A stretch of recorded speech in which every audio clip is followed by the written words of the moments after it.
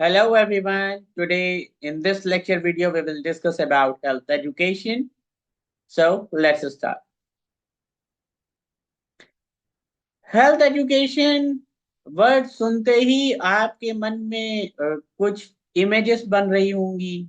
जैसे कि हेल्थ क्या है, ठीक है, तो हेल्थ एजुकेशन क्या होगा, ठीक है। तो उसी को ही आज हम लोग इस फर्स्ट वीडियो पार्ट में कवर अप करेंगे। इससे पहले कि हम लोग ये पढ़ना स्टार्ट करें कि हेल्थ एजुकेशन क्या है, उससे पहले हम लोग ये समझते हैं और जानने की कोशिश करते हैं हेल्थ क्या है, ठीक है।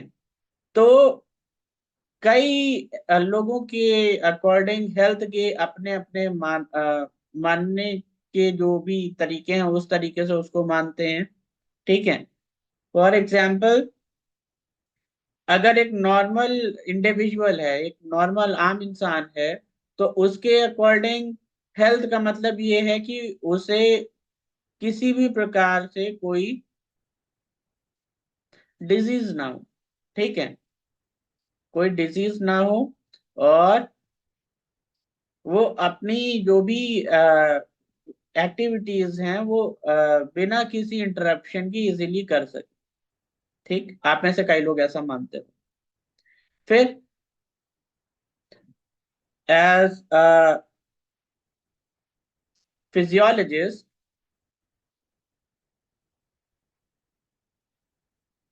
कुछ लोग ऐसा मानते हैं कि हम हेल्थ को तभी मानेंगे आपकी हेल्थ अच्छी है जब सेल्यूलर लेवल पे सारी चीजें अच्छी चल रही, ठीक है। क्योंकि एक फिजियोलॉजिस्ट का काम, अगर आप में से कई लोग नहीं जानते हैं, तो एक फिजियोलॉजिस्ट या फिर एक्सरसाइज फिजियोलॉजिस्ट का काम होता है सेल्यूलर लेवल पर चीजों को समझना, ठीक है, जिससे कि हमारी जो भी हेल्थ रिलेटेड चैलेंजेस हैं उनको रिजॉल्व किया जा सके, ठीक है। अगर हम बात करें स्पोर्ट्स में, स्पोर्ट्स एंड एक्सरसाइज फिजियोलॉजिस्ट,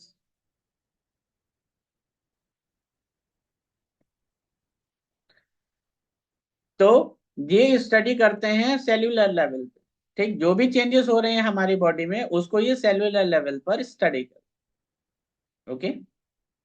तो अब इनके अकॉर्डिंग अगर आपकी बॉडी में जो सेल है, वैसे तो आप हर ह्यूमन बॉडी की बॉडी में कई सारी सेल्स हैं, बट कोई भी एक सेल उठाई उसने और उसको उसने जब देखा, ऑब्जर्व किया, तो क्या पाया कि वो जो सेल है जिसको वो ऑब्जर्व कर रहा है वो फंक्शनली सही चल रही है, ठीक, फंक्शनली अच्छी है, जो भी उसके फंक्शन है वो प्रॉपरली फंक्शन कर रही है।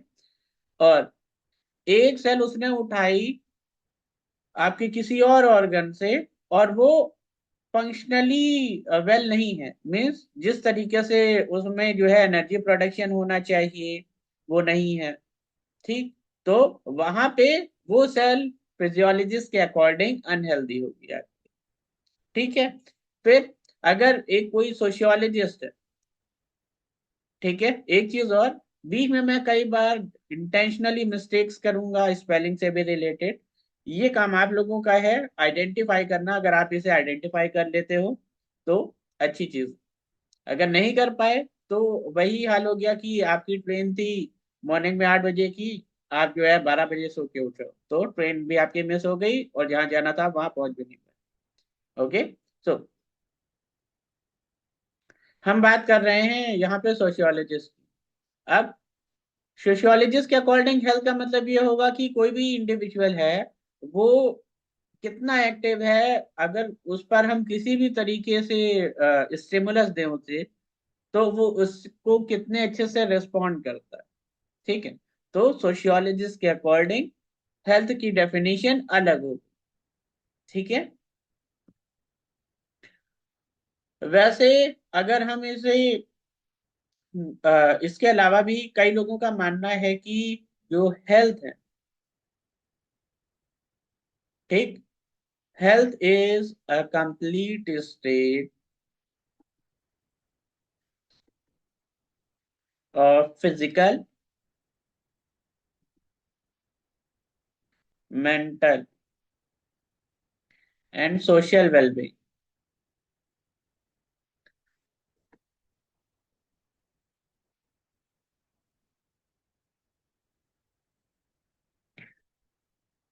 ठीक है, मीन्स एक जो आपकी हेल्थ है वो फिजिकल, मेंटल और सोशल रूप से जब आप फिट और हेल्दी हो, ठीक है, आप अच्छे से रिस्पॉन्ड कर रहे हो फिजिकली, मेंटली और सोशली, तो आप हेल्दी हो। उसके साथ साथ आपको किसी भी तरीके की कोई डिजीज या फिर डिसएबिलिटी नहीं। ठीक।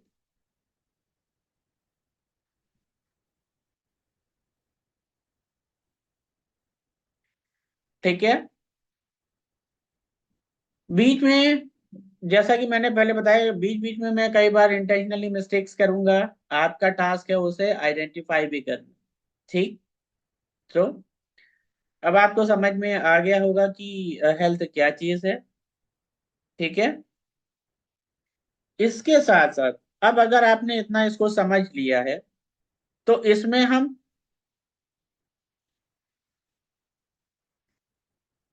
एक कॉन्सेप्ट और बताना चाह रहे हैं कि हेल्थ स्पेक्ट्रम क्या है।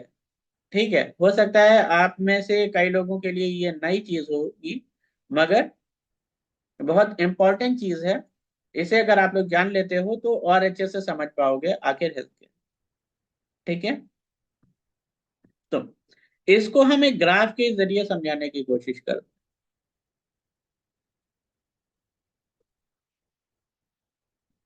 ये है आपका ग्राफ।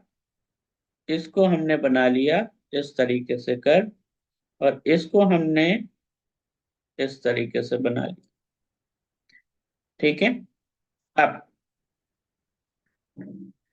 इधर हमने इसको बना लिया अपना हेल्थ कर, इसको हमने बना लिया अपना डिजीज कर।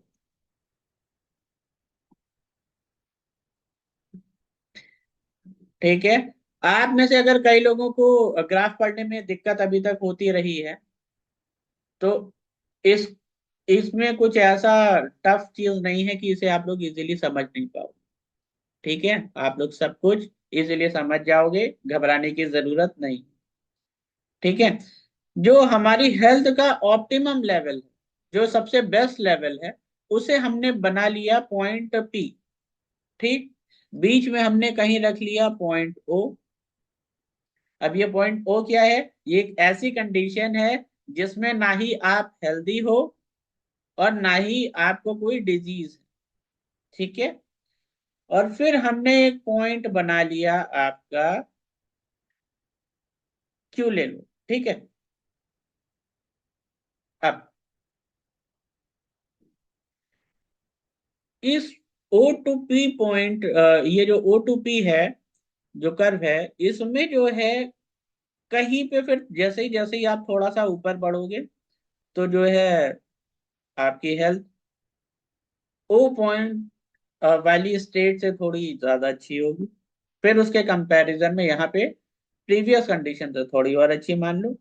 ठीक है, और ये जो है आपकी, जो मैंने पॉइंट पी बताया है, ये है ऑप्टिमम लेवल ऑफ हेल्थ।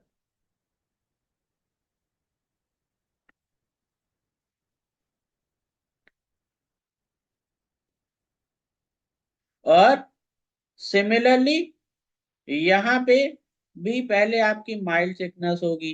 ठीक, फिर यहाँ पे भी उससे थोड़ा आप ज्यादा बीमार होगे। ठीक है, फिर ऐसे ही करते करते ये पॉइंट ऐसा आएगा जहां पर आप सीरियसली इल होगे। ठीक,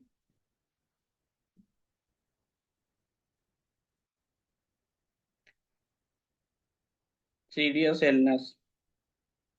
ठीक है, और जब उस स्टेज को भी क्रॉस आप कर जाओगे तो फिर डेथ। ठीक है, इसमें मुझे नहीं लगता अब आपको कोई समझने में डाउट होगा। ठीक है। सिंपल सा इसमें मैंने आपको सिंपल तरीके से इस ग्राफ के जरिए मैंने आपको समझाया है कि हमने मिड में एक पॉइंट ओ मान लिया। वो एक ऐसा स्टेज है जहां पर आपको ना ही कोई डिजीज है और ना ही आप हेल्दी हो।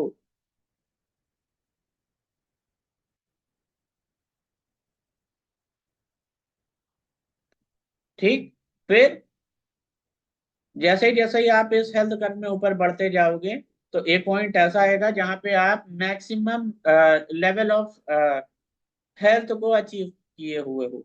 ठीक। और एक पॉइंट ऐसे ही जैसे ही पॉइंट ओ से नीचे आप चलते चले जाओगे तो माइल्ड सिकनेस, फिर आप उससे थोड़ा और ज्यादा बीमार होगे, फिर सीरियसली आप बीमार होगे। फिर एक पॉइंट ऐसा आएगा जैसे ही आप उसे क्रॉस करोगे तो फिर आप की डेथ हो जाएगी। ठीक। मोस्टली हर ह्यूमन बीइंग के साथ यही होता ही है अगर बीमार पड़ जाते हैं। ठीक है। इसका सबसे कॉमन एग्जाम्पल हम सभी लोगों ने कोविड के टाइम पे देखा था। ठीक है।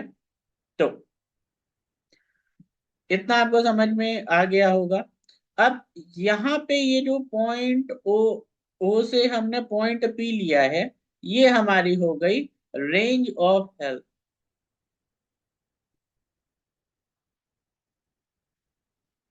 और इधर ये जो पॉइंट ओ से पॉइंट क्यू लिया है, ये हमारी हो गई रेंज ऑफ डिजीज।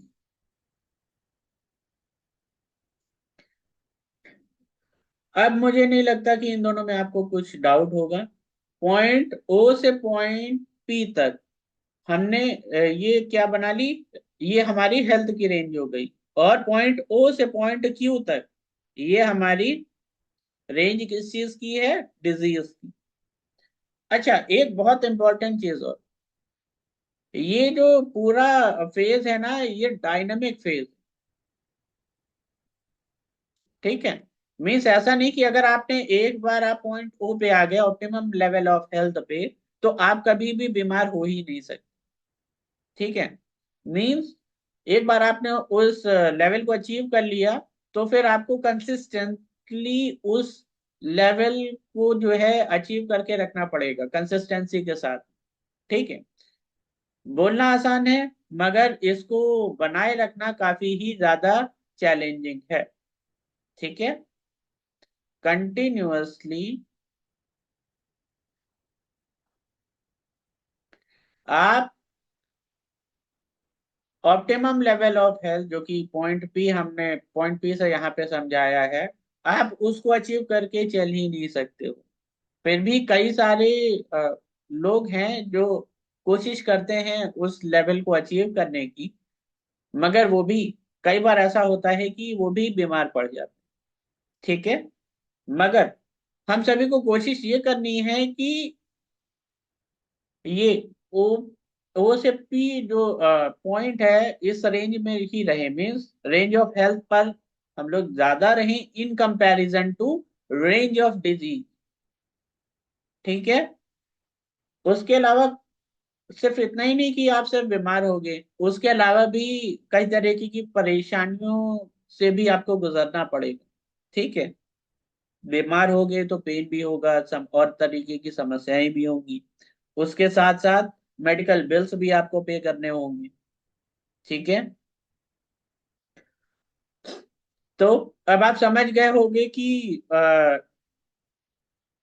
हेल्थ क्या चीज है और हमें उसे किस तरीके से मेंटेन करना है। ये एक ग्राफ के जरिए मैंने आपको समझाया है। ठीक है।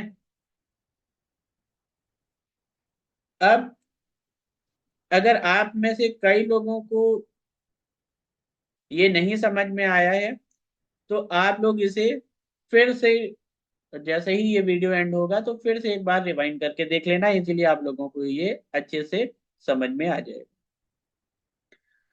इसी चीज को हम एक बार और दूसरे तरीके से समझाने की कोशिश करते हैं।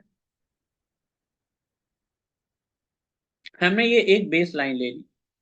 ठीक। अब ये बेसलाइन ले ली,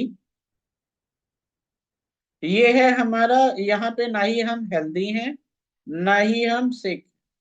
ठीक, इससे ऊपर हम बढ़े तो फ्रीडम फ्रॉम सिकनेस, फिर उससे और ऊपर बढ़े, बेटर हेल्थ,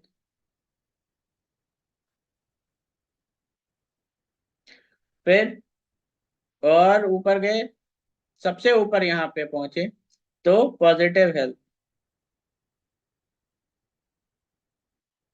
ठीक है, हालांकि इनके बीच में भी और भी कई सारे फेजेस होंगे, मगर ये सिर्फ आपको समझाने के लिए, ये वही चीज है जो मैंने अभी आपको ग्राफ के फॉर्म में समझाई।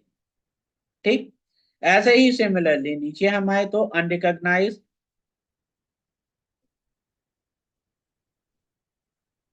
Sickness,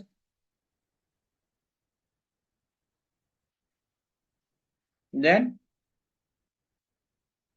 mild sickness,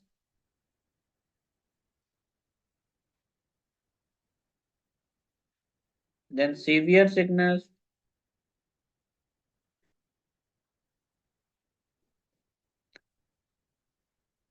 and death. जो चीज अभी मैं आपको ग्राफ के जरिए समझाना चाह रहा था वही चीज है यहाँ पे। एक है, एक ये जो मैंने बीच में mid line base line draw करी है, ये एक ऐसा फेज है जहाँ पे ना ही आप हेल्दी हो ना ही आप बीमार हो। फिर जैसे ही आप ऊपर गए, मीन्स आपने थोड़ा वर्क किया अपनी हेल्थ पे, तो जो सिकनेस है मीन्स बीमारी, जो आपको लग रही है, ठीक, या ऐसा लग रहा है कि आप जो है अनहेल्दी हो, उससे आपको थोड़ी आजादी मिली। फिर थोड़ा आपने और काम किया अपनी हेल्थ पर, तो फिर आपकी हेल्थ बेटर होगी। उस पर हमने और काम किया तो फिर हमें ऐसा लग रहा है, मतलब हमें ऐसा फील होगा कि जो हमारी हेल्थ करंट फेज में है काम करने के बाद में, वो काफी अच्छी है, या फिर बेस्ट बेस्ट बेस्ट लेवल पे आपने अपनी हेल्थ को अचीव कर लिया। ठीक है, ऑप्टिमम लेवल पे आप अपनी हेल्थ को लेके चले गए हो, आपको ऐसा लगेगा। ठीक है, मगर वही चीज, ये चीज आपको कंसिस्टेंटली मेंटेन करके रखनी पड़ेगी। ठीक, फिर अगर आप नहीं से कर पाते हो, फेल हो जाते हो इस एफर्ट को करते करते, अगर आप फेल हो जाते हो या फिर जो है नेग्लेक्ट कर देते हो, उसके बाद क्या कॉन्सिक्वेंसेस होने स्टार्ट होते हैं। पहले तो आपको लगेगा कि हाँ आप बीमार हो, कुछ लक्षण नहीं हो, बट फिर भी आपको लगेगा कि नहीं मैं बीमार हूं।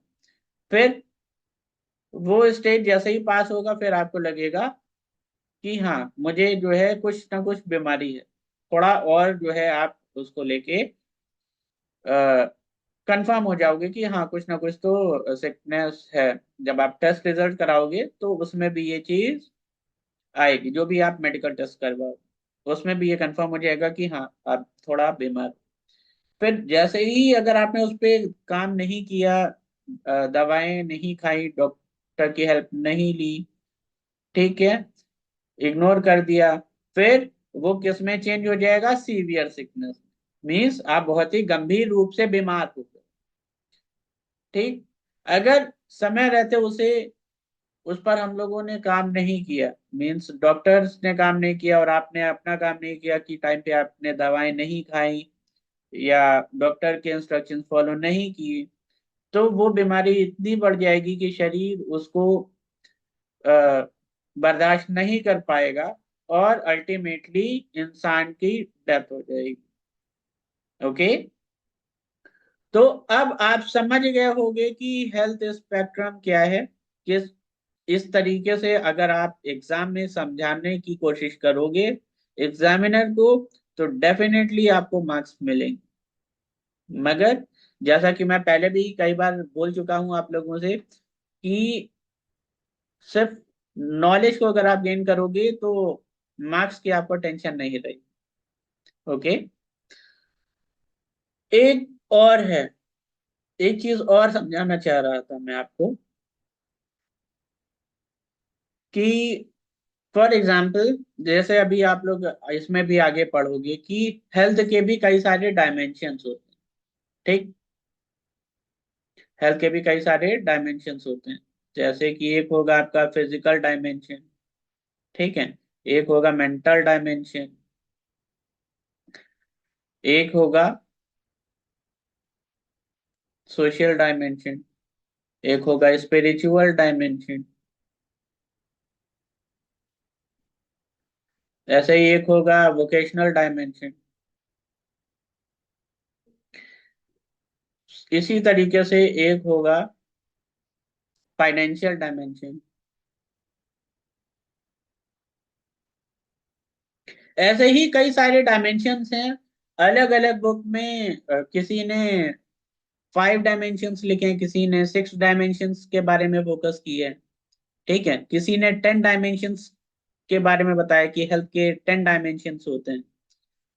मगर हम लोग यहाँ पे इस बारे में आगे डिस्कशन करेंगे। तो इसका मतलब ये है, यहाँ पे डायमेंशन का मतलब, अगर हम यहाँ फिजिकल डायमेंशन की बात कर रहे हैं तो आप आपकी जो भी फिजिकल डायमेंशन से रिलेटेड जो भी चीजें आ जाएंगी, जैसे हेल्थ से रिलेटेड, फिजिकल हेल्थ से रिलेटेड, ठीक है, आप जो है अगर आपको कोई टास्क दिया गया कि आपको एक सामान उठा के दूसरी जगह तक पहुंचाना है, वो भी भाग के, और वेट है उस सामान का 30 kg, तो आप उसको कितनी जल्दी कर सकते हो, आप उसे कर भी पाओगे या नहीं कर पाओगे, आप फिजिकली फिट हो या नहीं फिट। ठीक, तो ये सारी चीजें मेंटल डायमेंशन में क्या हो गया, आपकी मेंटल हेल्थ से रिलेटेड जो भी चीजें हैं वो हम कवर अप करेंगे आपके मेंटल डायमेंशन। सोशल डायमेंशन में इसी तरीके से इंडिविजुअली कितना सोशली एक्टिव है या नहीं है। ठीक, ये सारी चीजें हम लोग स्टडी करते हैं सोशल डायमेंशन में। स्पिरिचुअल डायमेंशन में स्पिरिचुअल ग्रोथ से रिलेटेड, स्पिरिचुअल हेल्थ से रिलेटेड जो भी एस्पेक्ट्स हैं वो हम लोग स्टडी करेंगे, हम लोग spiritual dimension. Similarly vocational dimension में हम लोग जो भी आपका ऑक्यूपेशन है या वर्क प्रोफाइल है उससे रिलेटेड जो भी चीजें हैं उसको स्टडी करते हैं। फाइनेंशियल डायमेंशन में फाइनेंस से रिलेटेड जो भी चीजें हैं उसको हम लोग स्टडी करते हैं। ठीक है, तो एज एन एग्जांपल, जैसे कि अभी मैं यहाँ पे स्पेक्ट्रम, हेल्थ स्पेक्ट्रम मैंने आपको समझाया था। सिमिलरली स्पिरिचुअल डायमेंशन में ये दे हम एज एन एग्जांपल समझा रहे हैं अभी। ये देखेंगे कि आप स्पिरिचुअली कनेक्टेड हो या फिर डिसकनेक्टेड। ओके, आप जो है फिजिकली फंक्शनल हो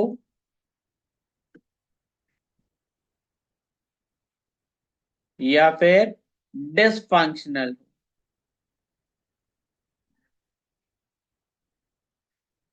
ठीक है, इमोशनली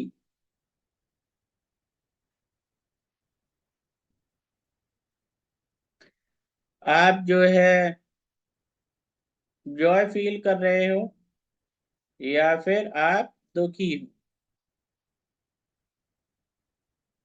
समझ पा रहे हो मैं आपको क्या समझाना चाह रहा हूँ।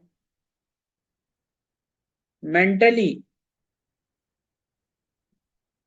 आप पॉजिटिव फील कर रहे हो या नेगेटिव।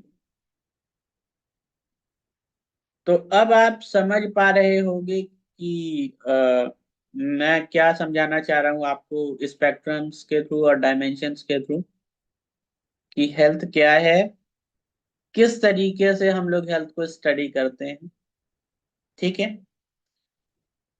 जब हम लोग इस पर सही से स्टडी कर लेंगे, बेसिक चीजें हमें पता होंगी कि क्या डायमेंशंस है हेल्थ के, ठीक है, क्या बेनिफिट्स हैं, क्या प्रोज एंड कॉन्स हैं। मैं आपको एक ये डायरेक्शन देना चाह रहा हूँ कि स्टडी हम लोग किस तरीके से करना चाहिए हमें। ठीक है, चाहे आप जो है बीए बीएससी के स्टूडेंट हो या फिर बीपीएड एमपीएड के।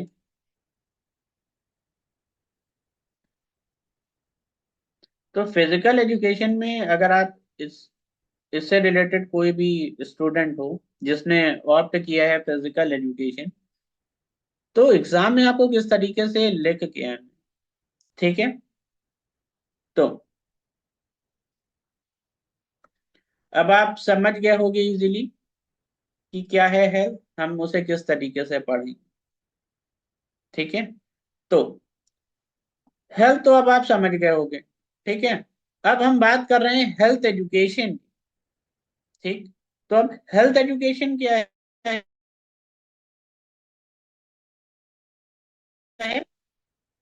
एक ऑर्गेनाइज एफर्ट, या फिर हम कह सकते हैं कि इन्फॉर्म एक्शंस, जो कि एम करते हैं लोगों को सशक्त करने के लिए, ठीक है। लोगों और समुदायों को सशक्त करेंगे, किस चीज से सशक्त करेंगे? By knowledge, bye their attitude, और वो स्किल्स जो कि जरूरी हैं एक बिहेवियर को इम्प्रूव करने के लिए, या फिर अच्छे बिहेवियर को मेंटेन करने के लिए, जिससे कि फैमिली को वो हेल्दी रख सकें, कम्युनिटी को अपनी हेल्दी रख सकें, और पर्सनली अपनी हेल्थ है उसे मेंटेन करके रख सकें। ओके। फिर जैसा कि हमने पहले डिस्कशन किया हुआ है पिछले भी कई वीडियोस में कि हेल्थ एजुकेशन की अगर हम बात कर रहे हैं तो इसका मतलब सिर्फ यही नहीं है कि हम यहाँ पे बात करेंगे कि एब्सेंस ऑफ डिजीज मीन्स बीमारी ना हो हमें, या फिर जो है सिर्फ फिजिकल, मेंटल और इमोशनल, ठीक है। इन सब पर भी हम डिस्कशन करेंगे कि फिजिकल हेल्थ क्या है, मेंटल हेल्थ क्या है, इमोशनल हेल्थ क्या है, सोशल हेल्थ क्या है, जो कि अभी हम लोगों ने पहले डिस्कस किया था कि डायमेंशंस ऑफ हेल्थ, उस पर भी हम लोग काम करेंगे, ठीक है। डायमेंशन ऑफ हेल्थ पर भी हम लोग डिस्कशन करेंगे। सिर्फ इतना ही नहीं कि हम बीमारी से कैसे बच सके। Okay.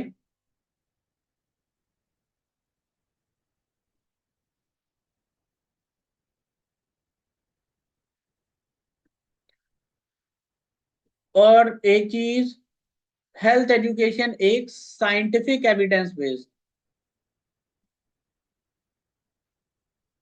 Scientific evidence based practice है, जिसका मेन फोकस होता है बिहेवियरल चेंज, ठीक है।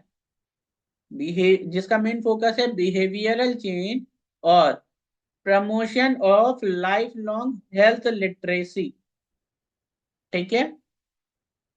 अब promotion of life long health literacy कैसे? बहुत छोटी छोटी चीजें हैं, आप स्कूल टाइम से जो है पढ़ते चले आए हो कि नेल्स काटने चाहिए, ठीक है। प्रॉपर तरीके से हमें टीथ को ब्रश करना चाहिए, ठीक है। और भी कई सारी चीजें, बट ये हैं बहुत छोटी छोटी चीजें। इन्हें कई, अगर आप ग्राउंड लेवल पे देखोगे तो काफी अच्छे अच्छे लोग भी इसे फॉलो करने में चूक जाते हैं, जिसकी वजह से उनको भी हेल्थ इश्यूज होने शुरू हो जाते हैं, और या फिर वो बीमार भी हो जाते हैं, ठीक है। तो एक क्वेश्चन और भी आ रहा होगा, आखिर हम ये जो पढ़ रहे हैं बेनिफिट क्या है इसका? अगर आप करेंटली देखो, करंट सिनेरियो में, तो इंडिया के हेल्थ एजुकेशन पे, सॉरी, इंडिया के हेल्थ केयर सिस्टम पे बहुत ज्यादा बर्डन पड़ रहा है। पॉपुलेशन इतनी है, ठीक है। जब पॉपुलेशन इतनी है और डॉक्टर्स कितने हैं, आप में से कई लोगों को यही नहीं मालूम होगा कि मीन्स थाउजेंड, अगर हम 1000 पीपल की बात करें तो उसमें कितने डॉक्टर्स अवेलेबल हैं, या फिर 10,000 पीपल पे कितने डॉक्टर्स अवेलेबल, ठीक है। और ये तो सिर्फ मैंने एक जनरली बात करी कि 1000 पीपल पे कितना डॉक्टर्स अवेलेबल। जरूरी नहीं है कि आपको हर समय दांत का दर्द ही हो, या आपको हर समय पेट दर्द हो, ठीक है, या आपको हर समय फीवर हो, ठीक है, अगर हम 1000 पीपल की बात कर रहे हैं तो उसमें स्पेशलाइज्ड डॉक्टर्स कितने हैं, ठीक है, स्पेशलाइज्ड डॉक्टर्स कितने हैं, इस आप में से कई लोग अनअवेयर हो गए इसके बारे में, ठीक है। तो इसको एक बार आप लोग देखना कि क्या जो है करंट डेटा अवेलेबल है। इसको हम और एग्जाम्पल के जरिए समझाने की कोशिश करेंगे कि ईएनटी डॉक्टर्स पर 1000 पीपल कितने अवेलेबल, ठीक है, हार्ट सर्जन पर 1000 पीपल या फिर पर 10,000 पीपल कितने अवेलेबल, हम में से आप हो गए या हमारे भी कई फ्रेंड्स हो गए जो फालतू की कई सारी चीजों को रील्स में स्क्रॉल करते रहते हैं या यूट्यूब इंस्टाग्राम पे स्क्रॉल करते रहते हैं, बट जो बेसिक अवेयरनेस होनी चाहिए ना, वो नहीं हम लोगों के पास। अगर आप ये डेटा देखोगे ना तो आप भी शॉक हो जाओगे कि इतने कम डॉक्टर्स अवेलेबल, उसके बावजूद, और स्पेशली इंडिया जैसे हाईली पॉपुलेटेड कंट्री में हेल्थ केयर सर्विसेज मिलना इतना चैलेंजिंग है। और हम लोगों को शुक्रगुजार होना चाहिए कि इंडिया में रहने के बावजूद हेल्थ केयर सर्विसेज जो है ना, उनके प्राइसेस, अगर हम बात करें डेवलप्ड कंट्रीज के कंपैरिजन में, जैसे कि आपका यूएस हो गया या फिर जो है यूरोप हो गया, तो इनके कंपैरिजन में हेल्थ केयर के प्राइसेस बहुत ही कम है।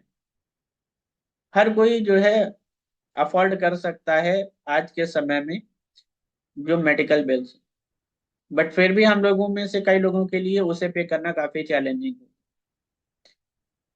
ठीक है। तो ये जो हेल्थ इश्यूज स्टार्ट हो रहे हैं इतने सारे, डॉक्टर्स पे भी जब इतना बर्डन पड़ रहा है, तो हम लोग क्या मेजर्स लें जिससे कि ये जो हेल्थ इश्यूज हो रहे हैं हम लोगों को, या हेल्थ केयर पे जो बर्डन पड़ रहा है, वो रिड्यूस हो सके, ठीक है। सिर्फ ये गवर्नमेंट की ही रिस्पॉन्सिबिलिटी नहीं है या इंस्टीट्यूशंस की ही रिस्पॉन्सिबिलिटी नहीं है ये, कि जो है अगर स्कारसिटी हो रही है, कमी हो रही है मेडिकल प्रोफेशनल्स की या हेल्थ केयर प्रोफेशनल्स की, तो बस उसके लिए वही रिस्पॉन्सिबल, ये हम लोगों की भी रिस्पॉन्सिबिलिटी बनती है कि हम क्या ऐसे मेजर्स लें कि हमें जो है कोई भी डिजीज अगर हो रही है तो उसके चांसेस मिनिमाइज हो सके, हेल्थ केयर पे बर्डन कम से कम पड़ सके। तो इसके लिए क्या है, हम लोग, जैसा कि अभी मैंने एग्जाम्पल दिया कि जैसे बहुत छोटी छोटी चीजें जैसे बात करी थी कि नेल्स कट होने टाइम पे करने चाहिए, ठीक है, या पर्सनल हाइजीन को किस तरीके से हमें फॉलो करना चाहिए, ठीक है, अपने आसपास का एनवायरनमेंट क्लीन रखना चाहिए, ठीक है। उसके अलावा अब इसका एग्जाम्पल एनवायरनमेंट क्लीन रखना चाहिए, आखिर इसका क्या इम्पैक्ट होगा, एग्जाम्पल, इसका सबसे बेस्ट एग्जाम्पल आप बारिश के टाइम पे देख लो, डेंगू, मलेरिया, इस टाइप के कितनी सारी डिजीजेस जो होती हैं, ठीक है। इवन कई लोग आज के भी टाइम पे कई लोग ऐसे हैं जो कि जिनकी डेथ हो जाती, ठीक है।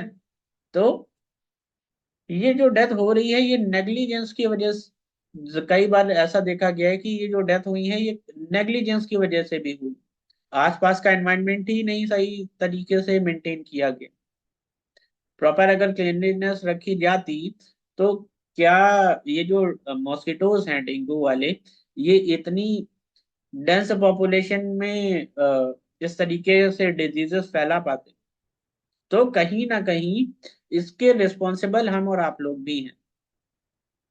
चीज बहुत छोटी छोटी मतलब फॉर एग्जांपल, आप में से कई लोग टीवी देखते हो या फिर सोशल मीडिया पे भी एक्टिव रहते हो, तो कई सारे जो है प्रमोशंस और एड्स चलते रहते हैं इस डिजीज से प्रिवेंशन के लिए, मगर हम लोग उन्हें फालतू की चीज समझ के नेग्लेक्ट कर देते, और उसका रिजल्ट क्या होता है कि आप में से कई लोग बीमार पड़ जाते। ठीक है। तो अब आप समझ पा रहे होंगे कि हेल्थ एजुकेशन का कितना बड़ा रोल है, किस तरीके से हमें चीजों को स्टडी करना है, और आपके एग्जाम के पॉइंट ऑफ व्यू से भी अगर देखें तो क्या आना है, किस तरीके से आना है, आखिर हेल्थ एजुकेशन क्या है, इसको अब आप समझ पा रहे हो। ठीक है। सिमिलरली यहाँ पे हेल्थ एजुकेशन की एक डेफिनेशन लिखी हुई है जो कि WHO ने दी थी। इसमें भी उन्होंने बताया कि हेल्थ एजुकेशन कॉम्बिनेशन है लर्निंग एक्सपीरियंसेस का। ठीक है। जो कि अब लर्निंग एक्सपीरियंसेस का एग्जांपल है जो कि डिजाइन किया जाता है लोगों या कम्युनिटी को हेल्प करने के लिए, ताकि उनकी जो हेल्थ है वो इम्प्रूव की जा सके या मेंटेन की जा सके बाय इंक्रीजिंग देयर नॉलेज और इन्फ्लुएंसिंग देयर एटीट्यूड। वही चीज जो मैं आपको पहले ही बता चुका हूं कि लोगों में knowledge means insemination of knowledge, insemination of knowledge and behavioural change.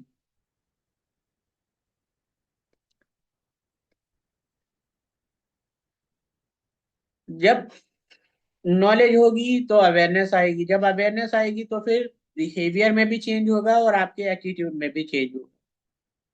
ठीक है। तो अब आप समझ पा रहे होंगे कि हेल्थ एजुकेशन क्या है, क्या इसकी डेफिनेशन है। ठीक है। Health education is an active process, जो कि पहले भी बताया था अभी। एक्टिव प्रोसेस ये किस तरीके से हो गया? एक्टिव प्रोसेस ये ऐसे हो गया कि हमने इंफॉर्मेशन को डिलीवर किया, उसके बाद लोगों में बिहेवियरल चेंज हुआ, उनका एटीट्यूड चेंज हुआ, जिसकी वजह से जो प्रॉब्लम्स फेस कर रहे हैं वो काफी हद तक मिनिमाइज हम लोग कर रहे हैं। ठीक है। आप में से कई लोगों को ये लग रहा होगा कि 100% क्यों नहीं, हम लोग प्रॉब्लम को खत्म कर सकते हैं। 100% का जो टारगेट है, पहली चीज तो 100% सुनने और बोलने में अच्छा लगता है, बट ऑन ग्राउंड फॉलो करने में ये काफी ज्यादा चैलेंजिंग है। समझ रहे हो आप? अगर आप 97% या फिर 99% तक भी फॉलो कर ले जाओ तो बहुत बड़ी बात। इवन ये तो बहुत बड़ा नंबर है अभी के सिनेरियो में। इसको अगर आप 60% तक भी ले जाओ तो भी ये काफी हद तक जो प्रॉब्लम्स हैं या जैसे हेल्थ केयर पे जो बर्डन पड़ रहा है वो काफी हद तक कम हो सकता है। मगर इसके लिए ये सारे चेंजेस पहले खुद से स्टार्ट करने होंगे, फिर उसके बाद अपनी फैमिली में स्टार्ट करने होंगे, देन उसके बाद हम लोग आगे लेके जाएंगे। ओके। तो मुझे लगता है कि आज के लिए इतना आप लोगों के लिए सफिशियंट है। बाकी की चीजें हम लोग अपने नेक्स्ट क्लास में करते हैं। Till then, goodbye, have fun.